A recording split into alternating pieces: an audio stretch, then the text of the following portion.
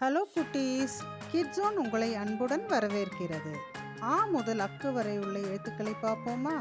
அ அம்மா, ஆ ஆடு, இ இலை, ஈ ஈட்டி, உ உரல், ஊ ஊஞ்சல், எ எலி, ஏ ஏணி,